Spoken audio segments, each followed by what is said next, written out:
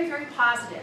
I mean, I like the language so much, I've included it in faculty and staff policies. And we'll show you where that language is.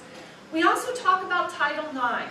When I talked about the Simpson case, that was a Title IX case. And what's Title IX? Title IX is a broad law that talks about no person in the United States shall, on the basis of sex, be denied the benefits of any program receiving federal funding.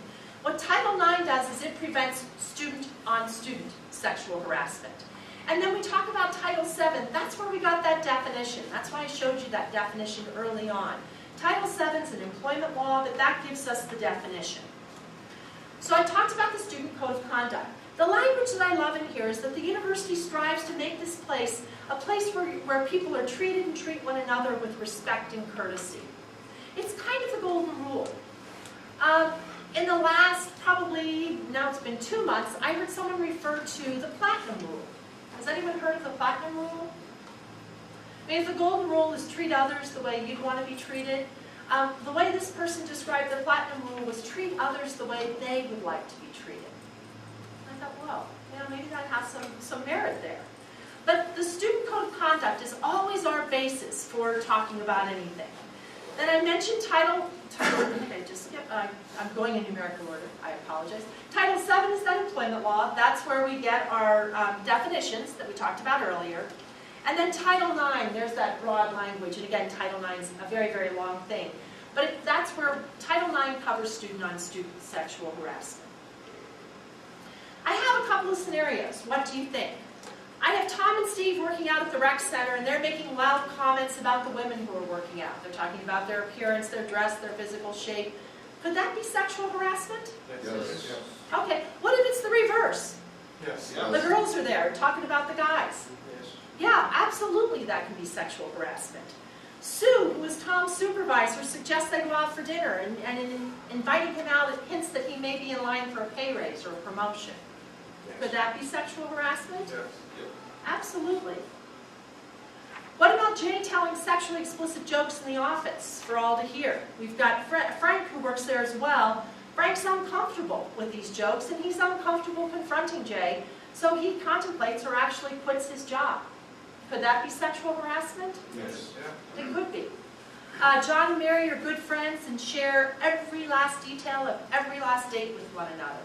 They work in the same office, and they start talking about their dates in that office, and they're making some of their coworkers uncomfortable. Could that be sexual harassment? It could be. It's not John and Mary harassing one another if they always share this information, but when that information is spilling out and making it an uncomfortable atmosphere, it could be sexual harassment. Mary uses the phrase, "that's so gay," when she doesn't like an idea. Could that be sexual harassment? Yes. Absolutely. You know, what do you do when you encounter someone who's doing that? Well, all you can do is tell them that you don't like that. It's very cliche and used widely. I mean, third graders use that and they don't realize what they're doing. So you have to assume the same for a lot of adults. They may not even realize that they're doing it. If they continue to do it after you've notified, then that makes you uncomfortable, then I think it crosses the line of sexual harassment. Okay. Any other comments, thoughts? I mean, you could always inform them, like you said.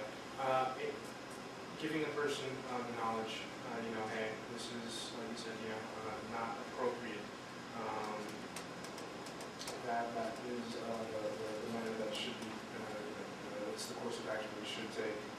Where, you know, ask them to replace that specific vernacular with something that is more politically correct or you know, something that's more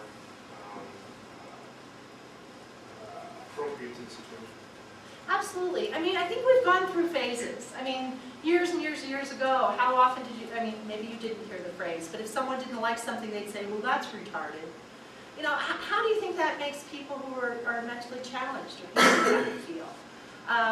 You know, it's kind of that same thing. So you're right. We've gone through those phases, and we hope that we can educate. But this could indeed create that hostile, intimidating, or offensive environment.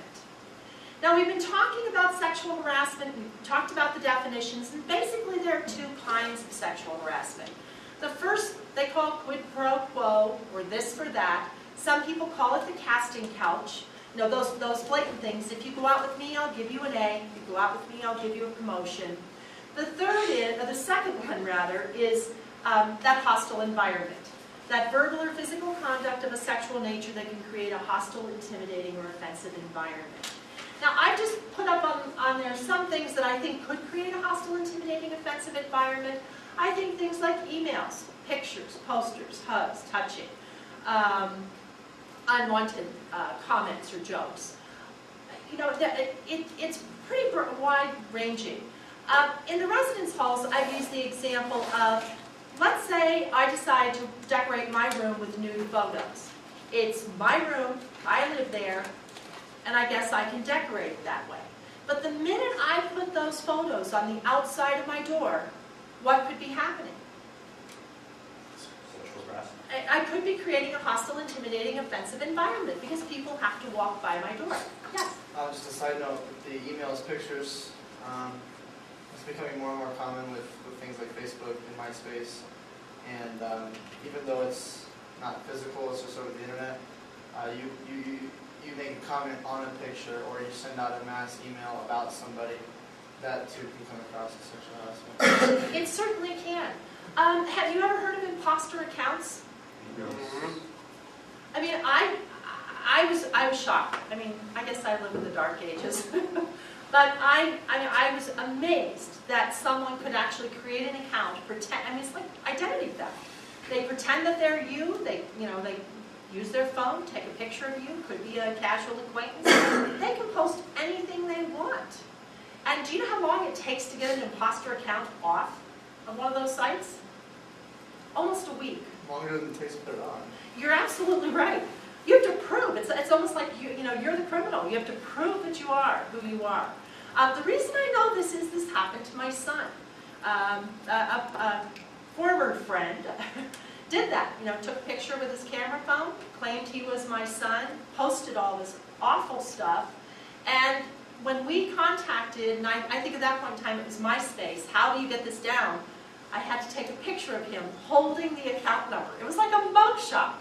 And then we had to email that picture and say, this is who we are. And of course, that now former friend couldn't remember the password he created. That was in a moment of rage, and so he couldn't remove it. And it took almost a week to get that down. So you're right. That is a way. I mean, it's not just the imposter accounts, but things that you post or things that you say can indeed create that hostile, intimidating, offensive environment. Unwanted touching, hugs. There are people on campus who just hug. Every time they come in a room, they hug. Probably would have been